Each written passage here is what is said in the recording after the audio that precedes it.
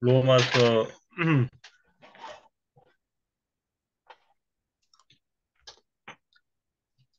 14장 20절로 23절 마무리 짓는 말씀을 나누도록 하겠습니다. 네, 계속해서 이제 언급해 왔는데 큰 요체는 먹고 마시는 일을 형제를 실족해 하면 안 된다 하는 교훈이었습니다. 그 제네바 성경의 본문은 이렇습니다. 음식 때문에 하나님의 일을 무너지게 하지 말라. 만물이 다 깨끗하되 부딪힐 것으로 인하여 먹는 사람에게 악한 것이라. 고기도 먹지 아니하고 포도주도 마시지 아니하고 내 형제가 그 안에서 부딪히지 않도록 함이 아름다우니라. 내가 가진 믿음을 하나님 앞에서 스스로 가지고 있어라. 그가 시험하는 일에 자신을 판단하지 않는 자가 복이 있도다. 주저하는 자가 먹는다면 그가 정죄되었나니 이는 믿음으로부터 온 것이 아니기 때문이라. 믿음으로부터 오지 아니하는 것마다 다 죄니라.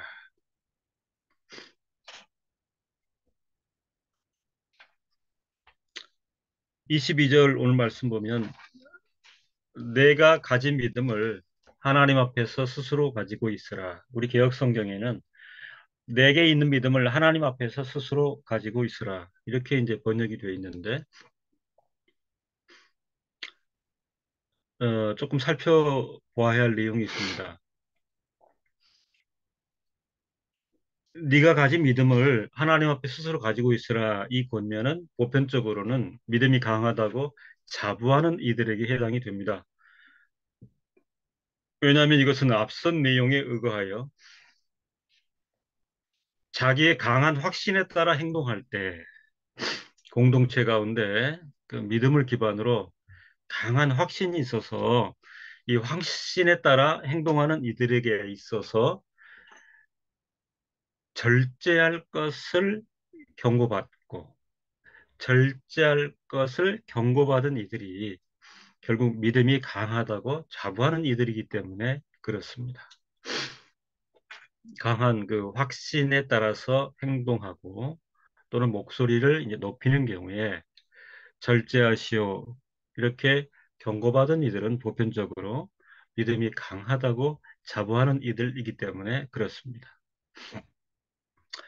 로마서 14장 15절과 그 동의의 내용인데 만일 음식으로 말미암아 내 형제가 근심하게 되면 이는 네가 더 이상 사랑에 따라 행하지 아니함이라. 그리스도께서 대신하여 죽으신 자를 내 음식으로 망하게 하지 말라. 여기서 내게 있는 믿음, 네가 가진 믿음, 헬라어로 쉽 피스틴 헨 에케이스. 이 내게 있는 믿음, 네가 가지고 있는 믿음과 관련하여 문장이 의미한 바는 단순한 진술 이상의 뜻이 내포되어 있습니다. 내게 있는 믿음, 네가 가진 믿음을 하나님 앞에서 스스로 가지고 있으라. 개혁자 칼빈은 이 내게 있는 믿음과 관련하여 두 가지를 말하고 있는데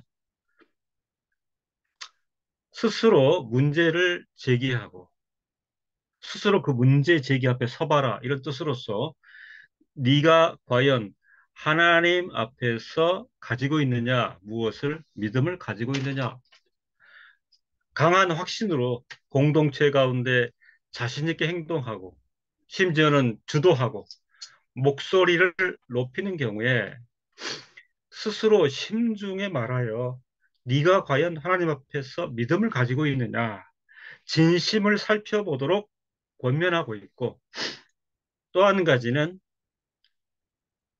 hen 관계 대명사 hen she 피스틴 hen 이 hen 관계 대명사를 강조하여 네가 내게 가진 믿음을 지키고 있으라 의 교훈 제시로 이해할 수 있습니다. 그 역사 가운데 이제 그 주석학적으로도 그 이 내용은 그 여러 언급이 있었는데 마찬가지로 칼빈도 여기에는 두 가지의 뜻을 우리가 상정할 수 있다. 네가 가진 믿음을 스스로 가지고 있으라 하나님 앞에서 너에게 과연 참된 믿음이 있는지 점검해 보라.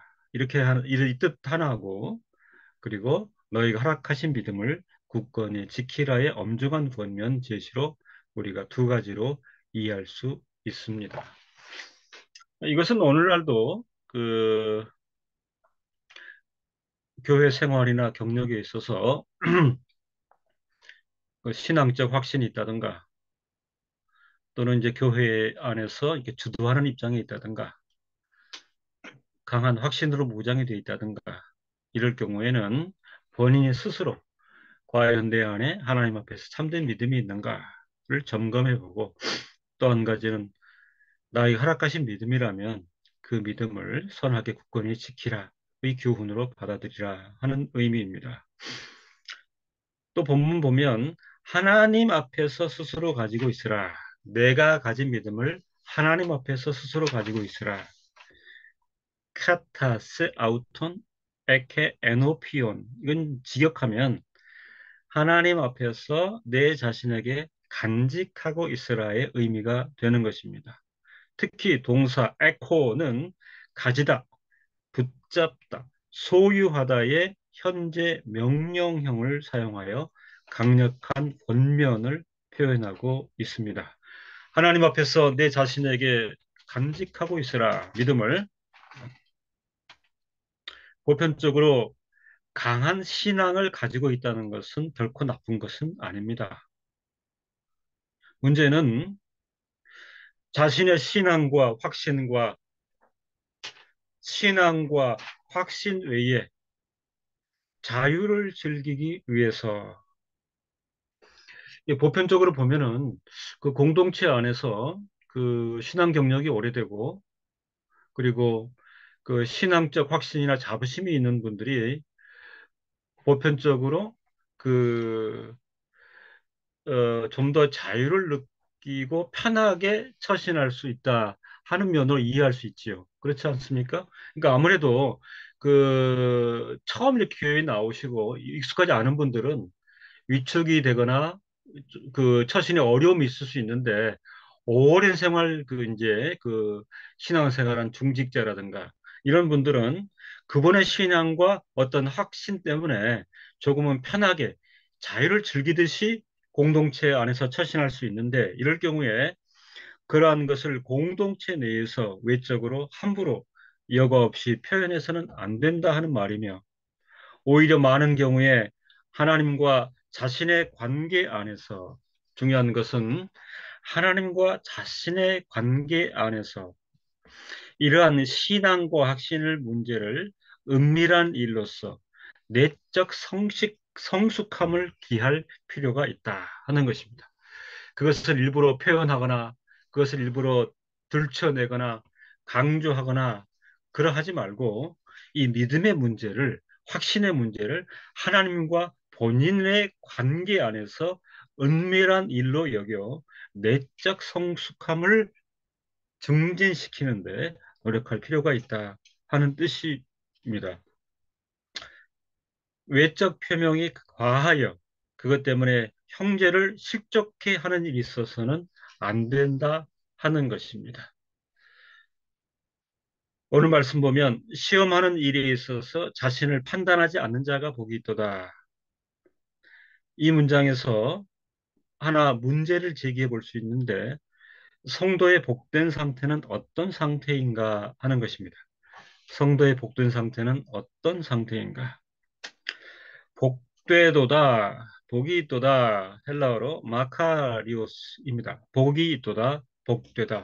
그러니까 성도는 이러한 경우에 복되도다라고 말할 수 있는데, 어떤 상태인가? 보편적으로 이 성도들이 살아가면서 평화로운 양심의 현재적 상태를 복되도다라고 할 수 있습니다. 우리가 그 살아가고 있는 여러 환경과 조건이 어렵더라도 심령적으로 평화로운 양심의 현재적 상태가 존재한다 그러면 복되도다, 이렇게 성경은 판단한다는 것입니다. 부족함이 있음에도 불구하고 거리낌이 없는, 양심의 가책이 없는 현재 평온한 상태를 가리켜서 성경은 복되다 이렇게 음, 말할 수 있습니다. 문장의 논리에서 복이 있도다의 조건은 자기의 옳다 하는 바로 자신에게 책할 것이 없는 자여야 하는 것입니다. 여기에서 자기의 옳다 하는 바, 시험하는 것이라고도 표현할 수 있습니다. 옳은지 옳지 않은지 시험하는 바. 그러니까 이것은 옳다, 이것은 옳지 않다라고 분별하고 판단하는 것을 가리켜 헬라어가 도키마제이. 이 도키마제이 동사는 원동사가 도키마조입니다. 시험하다, 검토하다, 분석하다. 성도가 자신의 행실이나 말하는 것을 두고 옳다, 옳지 않다를 판단할 때에 거리낌이 없는 양심의 현재적 상태가 존재한다면 그것은 복되다 하는 것입니다. 또 한 가지는 여기에서 판단하다에 해당하는 헬라어는 크리노죠. 정죄하다, 심판하다의 의미를 가지고 있습니다. 그러니까 시험하는 일에 있어서 자신을 크리노, 판단할 때에 판단할 때에 거리낌이 없는 양심의 가책이 없는 현재의 평온한 상태가 유지된다면 그것은 복된 상태다. 이렇게 표현할 수 있습니다. 시험하는 일에 있어서 자신을 판단하지 않는 자가 복이 있도다. 이 그 본문 전체의 의미는 자신의 신앙 행위를 스스로 면밀히 검토할 때에 자신의 신앙 양심에 가책이 없거나 자기가 확신 가운데 행동한 바에 대하여 갈등이 없는 상태를 소유한 사람은 행복한 사람이라고 할 수 있는 것입니다. 이게 이제 그 성도에게 독특한 것이란 말이죠. 그죠? 그 어떤 사안이나 인간관계에 있어서 그 표면적이고 외적으로는 그 어려움과 풍파가 있고 힘들지라도 내면을 들여다볼 때에 신앙 양심에 가책이 없거나 믿음과 확신 가운데 행동한 일에 대하여 갈등이 없다. 이 상태를 소유한 사람은 행복한 사람이라 할 수 있다는 것입니다. 그런데 한 가지 중요한 전제는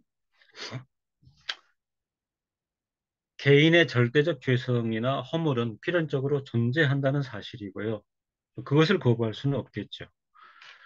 개인의 절대적 죄성이나 허물은 필연적으로 존재하는 공동체 내에서의 처신 가운데 양심의 가책을 받지 않거나 믿음의 확신을 따라한 행동이 형제에게 상처를 주지 않고 오히려 건덕을 위한 것이었다면 그것은 행복한 일이라 하는 것입니다.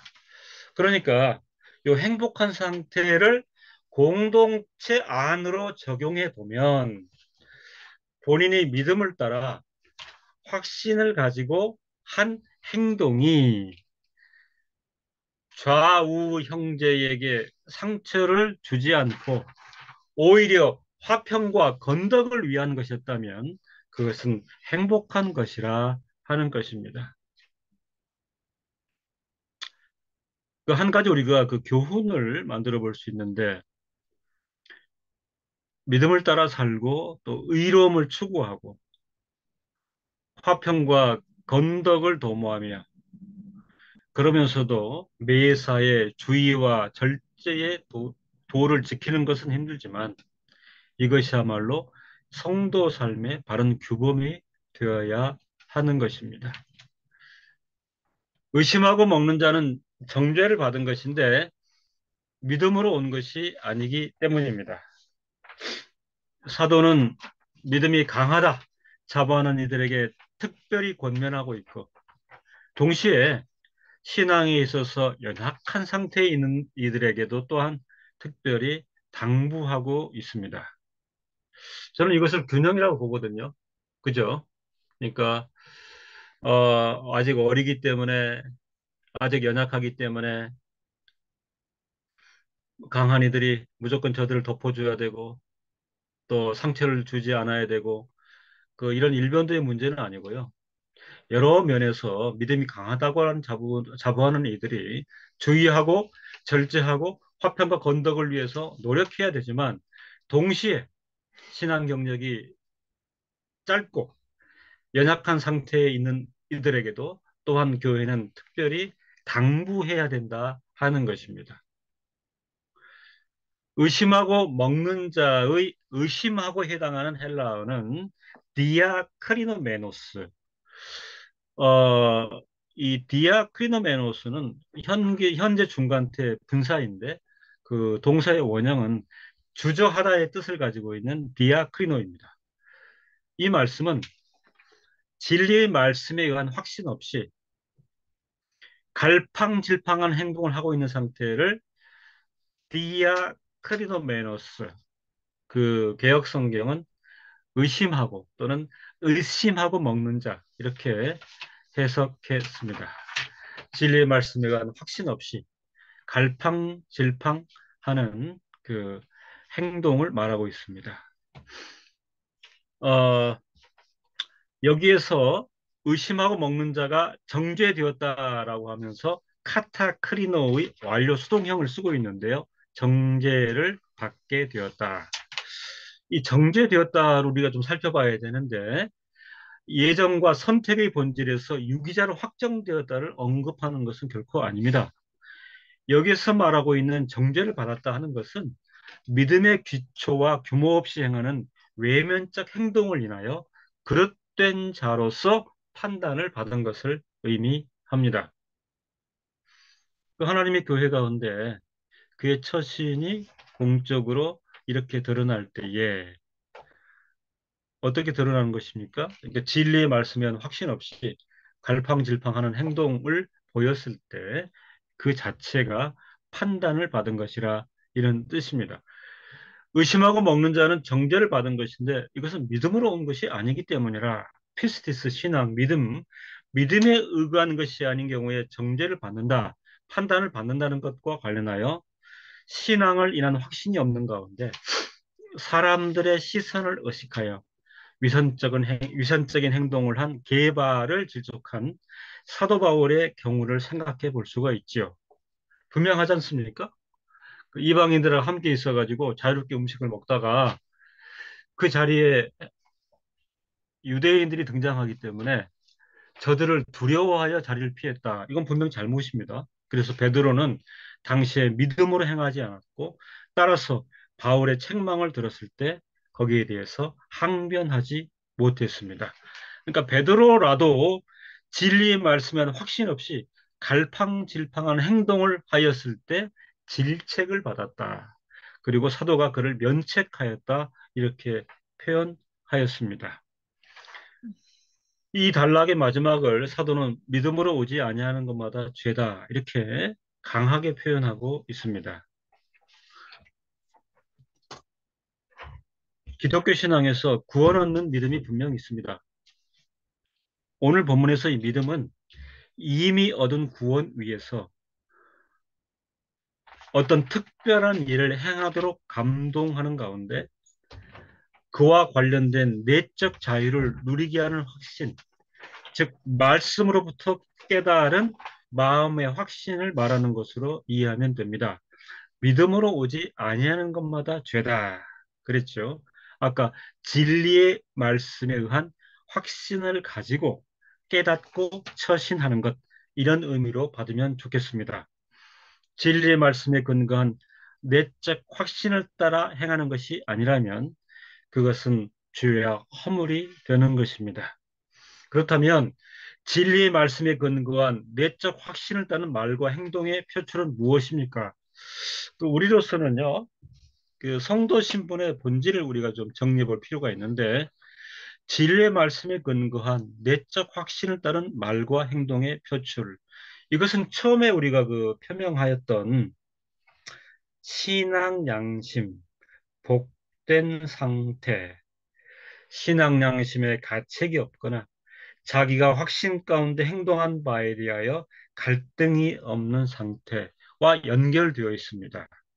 진리의 말씀에 근거한 내적 확신을 따른 말과 행동의 표출은 성도가 거듭나서 또 성령의 조명하심 가운데 있고, 또 깊은 말씀에 대한 이해, 그리고 평소에 끝없는 회개와 반성, 또 공동체 내에서의 깊은 교제와 상호 이해, 또 세상에서의 다양한 경험과 깨달음 등 무수한 교훈과 성찰의 결실이야말로 성도들에게 있어서는 진리의 말씀에 근거한 내적 확신을 따른 말과 행동의 표출이라고 할 수 있습니다. 이것이 우리의 믿음의 열매요, 믿음의 속성으로서 우리 삶 가운데 드러나야 하는 것입니다. 이 거룩한 과제를 앞에 두고 신앙에 있어서 강하다고 자부하는 이들과 연약하는 이들이 있다면 집중력을 요구하고 절제를 요구하는 사도의 교훈은 참으로 귀한 것입니다. 기도하겠습니다.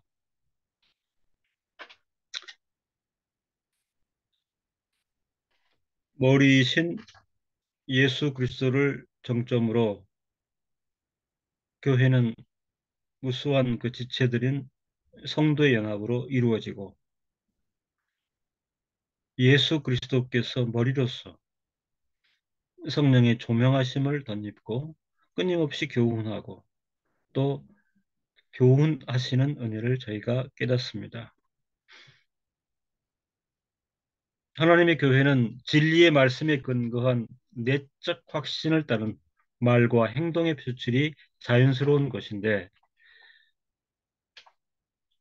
강하다고 자부하는 이들과 아직은 연약한 이들이 공존하는 공동체 안에서 연약한 이들로서는 집중력을 가지고 하나님의 진리를 깨닫고, 강하다고 자부하는 이들로서는 하나님과의 개인적인 면밀한 관계 안에서 절제를 요구받는 이런 균형이 잘 이루어질 수 있도록 은총을 내려 주시옵소서. 예수님의 이름으로 기도드립니다. 아멘. 아멘.